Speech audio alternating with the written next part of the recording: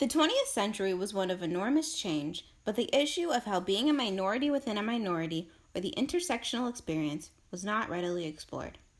Even within the most popular civil rights movements of the 20th century, the goals were still very narrowly defined. This was the context in which Reverend Dr. Pauli Murray, the revolutionary feminist, black activist, lawyer, writer, priest, and poet, developed. Born the year W.E. Du Bois's The Crisis was published, and in the middle of the Progressive Era, Pauli Murray was a child destined to create change in a world that very much needed it.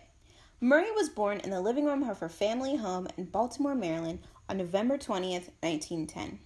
Her mother, Agnes Fitzgerald Murray, was a nurse, and her father, William Murray, was a very talented English teacher. Both were very much committed to their respective professions. In Murray's autobiography, she recalls that from her mother she inherited a high spirit and a captivating nature.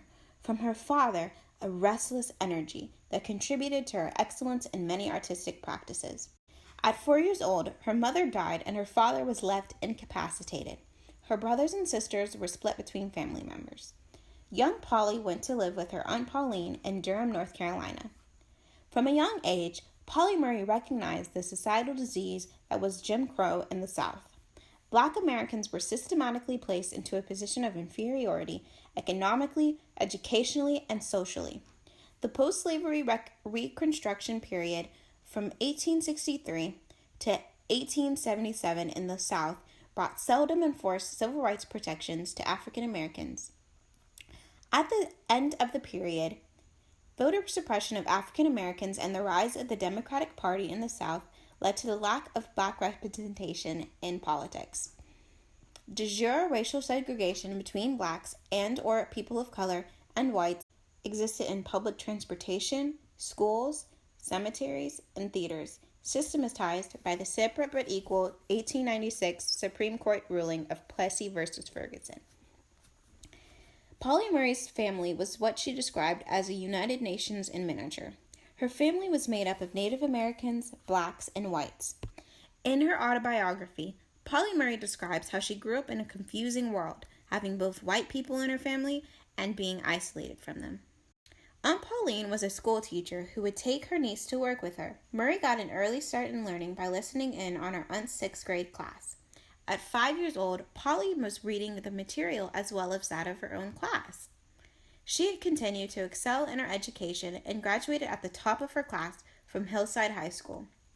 Wanting to continue her education, she decided to register at Columbia University before realizing they did not admit women.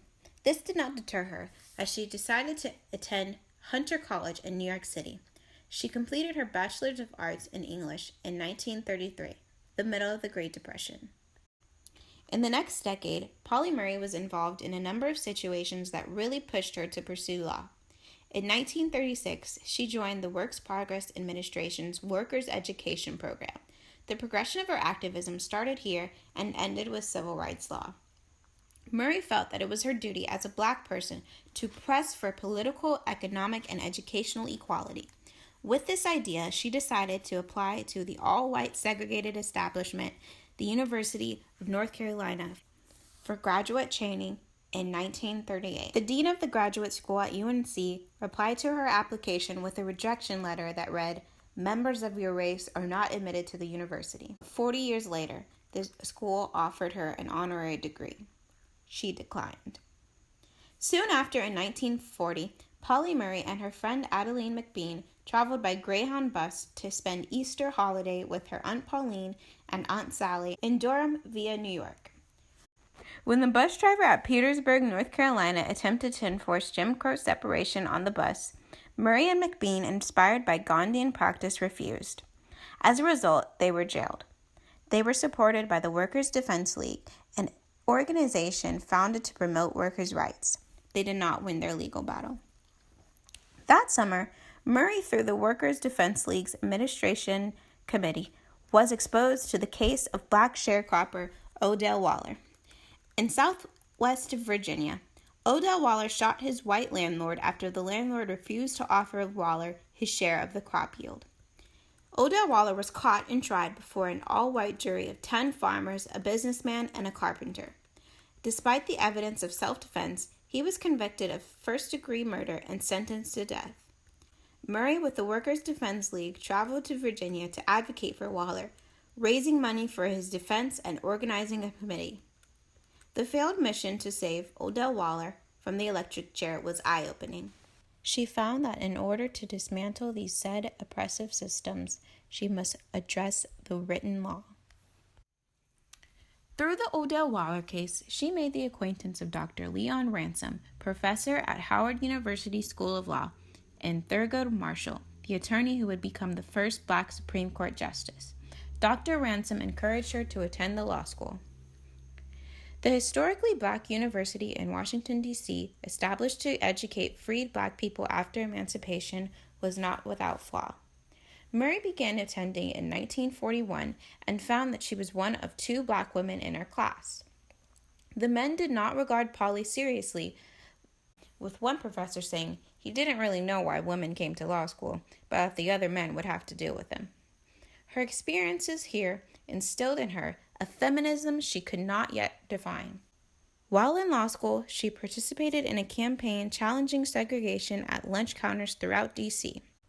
Their primary technique were sit-ins, preceding the famous Greensboro lunch counter campaigns by more than 15 years. It was here that Murray also pioneered an approach to civil rights law as it was in the 1940s. Whereas established civil rights lawyers tried to address the equal part of the separate but equal doctrine, Murray aimed to address the separate part, holding that racial segregation was inherently unequal. She graduated at the top of her class and moved to California for graduate study at Bolt School of Law at University of California, Berkeley. For her master's thesis, she wrote The Right to Equal Opportunity in Employment, wherein she provided that the right to work was an inalienable one. It was published in the California Law Review. After passing the California bar exam in 1945, she became the first Black Deputy Attorney General of California. That was short-lived, and soon she moved to New York City, where she struggled with being a Black female attorney in a world that underestimated people with both identities. In 1949, Pauli Murray was approached by the Liberal Party and asked to be their candidate for the city council seat from Brooklyn's 10th senatorial district. She did not win, but soon after opened her own law office. There, she practiced and wrote a study on racial segregation in various states in the United States. The final manuscript, entitled State Laws on Race and Color, was over a foot tall. Thurgood Marshall and the NAACP staff used it to develop their case for Brown versus Board of Education. I interviewed Sarah Azaransky, assistant professor of social ethics at Union Theological Seminary. She authored The Dream is Freedom, Pauli Murray, and American Democratic Faith. She was this tiny little person who I guess kind of spoke in a shrill voice, and she would just give people the what for, and people were always wrong, and she would always tell them. She consistently pushed politicians to be clear about social injustices. Eleanor Roosevelt was a lifelong friend of hers, but not before Pauli wrote letters to both Eleanor and Theodore Roosevelt pushing for social justice while they were in office. After a couple of years of full professorship at Ghana School of Law in Accra, Ghana, Murray was appointed to the Commission on the Status of Women Committee established by President Kennedy in 1961. The goal of the committee was to move towards full partnership, creative use of skills, and genuine equality of opportunity for women. The committee led discussions concerning the Equal Rights Amendment. Murray found that the Fifth and Fourth Amendments already granted the equal rights of women. One of the things that struck me about Murray was her faith in American democracy. And I have to say that her faith is surprising, given what she experienced and given what she knows happens to her friends and her colleagues, given the fact that she grew up in the Jim Crow South. Why on earth should she have faith in this country? And so I want to be very careful in saying that, not that she should have, but that she did. And there's something really striking about that. The committee found that judicial clarification of these principles were needed. She was instrumental in the struggle to pass Title VII of the 1964 Civil Rights Act. In 1965, Pauli Murray was the first African American woman to earn a doctorate in jurisprudence from Yale Law School. Murray co-founded the National Organization for Women in 1966. In 1977, she was the first Black woman to be ordained an Episcopalian priest. Pauli Murray died on July 1st, 1985. Pauli Murray is no ordinary unsung hero. Her entire life's work was dedicated to repairing the social injustices of American society. Pauli Murray did it all and more. For me, her quote, "What is often perceived as exceptional ability is nothing more than persistent endeavor," gives me hope that we all have the potential to do outstanding things. And I emailed Patricia Hill Collins, who's like, way up here. Like, hello, my name is Sarah. I'm writing about, did you know Pauli Murray? She said, yeah, she was my professor. So there's a lineage here. There's a lineage of people who learn from other people. You're now part of that insofar as you know about Murray, but absolutely, Marion Wright Edelman and Eleanor Holmes Norton, they both were with Murray at Yale Law School.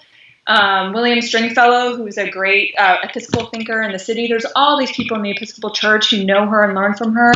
And Ruth Bader Ginsburg, who's sitting on the court, she credits, like Ruth Bader Ginsburg's own kind of strategy of making feminist change, she credits to Murray. And maybe this is another lesson for young people today. She can teach us that it's important to speak truth to power, and she always did that, how do I say, respectfully and forcefully. And that's a skill that all of us need more of.